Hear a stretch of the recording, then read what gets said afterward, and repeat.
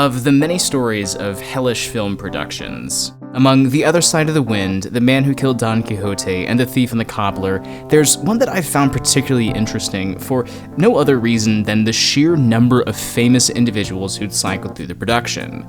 The film is Little Nemo Adventures in Slumberland, released in Japan in 1989, based off of the classic comic strip from the early 20th century from cartoonist and animation wizard Winsor McCay, about the adventures a precocious little boy takes within the world of his dreams. Whew, just a dream.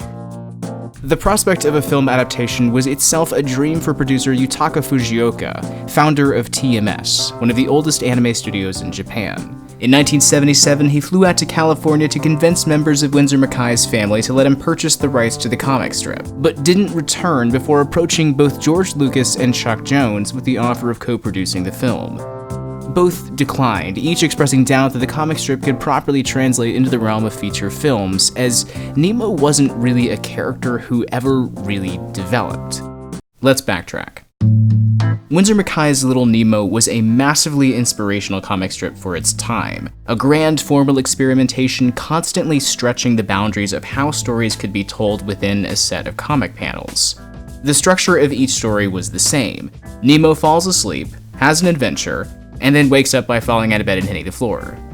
The problem George Lucas and Chuck Jones each had was that it can be especially difficult to write an emotionally resonant story where the entirety of the central action plays out in a dream. There are obviously examples where it's done right, but to have a character go through any meaningful arc when the majority of what's on screen has no impact on the character's real life is understandably pretty tricky.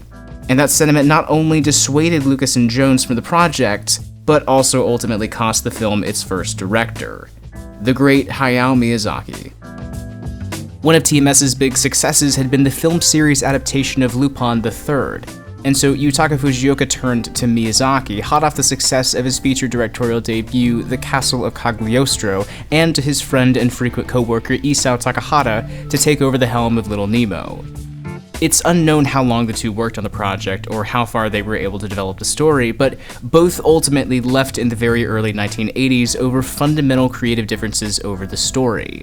Miyazaki not wanting to make a film in which everything was a dream, and Takahata who was far more interested in making a film that would follow Nemo's growth into adulthood, themes he would revisit 10 years later in his own Only Yesterday. Eagle-eyed viewers will notice shades of the duo, particularly Miyazaki, in the film that was eventually released. In many ways, it feels almost like a pale imitation of his work. Note that the airbound trip into Slumberland through monstrous clouds is basically lifted straight from Castle in the Sky. It's been rumored that Miyazaki called his experience working on Little Nemo the worst he'd ever had on a film production. If that's true, he wouldn't be the only one to think so. Yutaka Fujioka wasn't deterred by the loss of his director.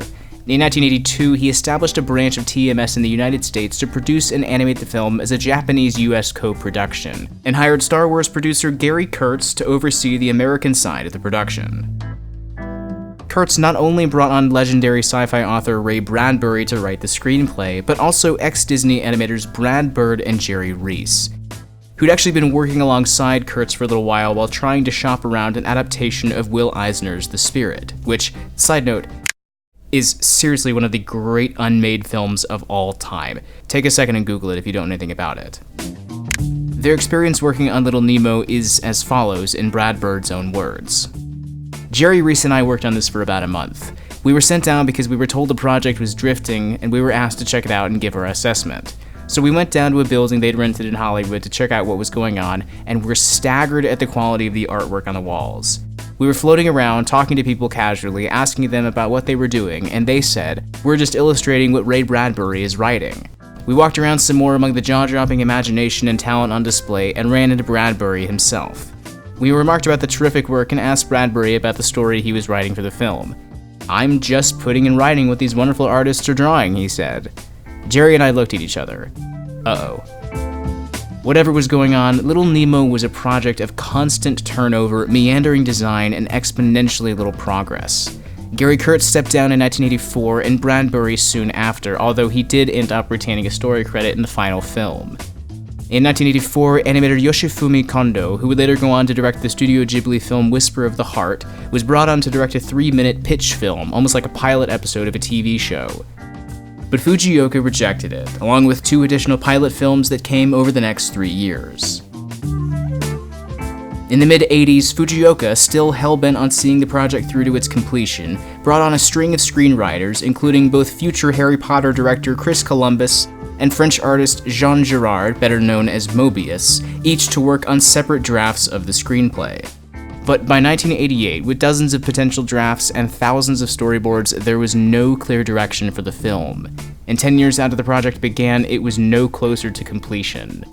It was then that Fujioka turned to Disney, hiring a smattering of their world-class animators, including 9 Old Men staples Frank Thomas and Ollie Johnson, and songwriters Richard and Robert Sherman to provide original tracks for the film. It was Thomas and Johnson who suggested Fujioka meet with former Disney and UPA director William T. Hertz, a reliable option for the director's chair. Hertz was hired to head the American side of the production, with key animation finally beginning in the summer of 1988, just after TMS completed production on a little film called Akira, the success of which helped serve to boost expectations for Little Nemo. However, those expectations were soon soured when the film flopped in its Japanese release in the summer of 1989, thoroughly trounced at the box office by none other than Hayao Miyazaki's Kiki's Delivery Service. When all was said and done, $35 million went into the Winsor McKay adaptation, whereas, for reference's sake, Akira had only cost $9 million. It would be another 3 years before the film would reach the United States, where it would fare no better.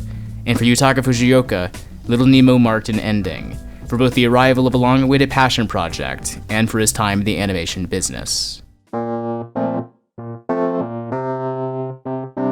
The story behind Little Nemo Adventures in Slumberland is a curious one. Information on the film's development is tight, but one can certainly take a guess. Was it a case of a producer who was too tight-fisted? Or were the early detractors right when they mused that Winsor McKay's cartoon creation wouldn't be able to thrive outside the world of feature films? Either way, its place in film history is a bizarre one, and one that should be filed somewhere near the front of the myriad of stories of hellish production woes.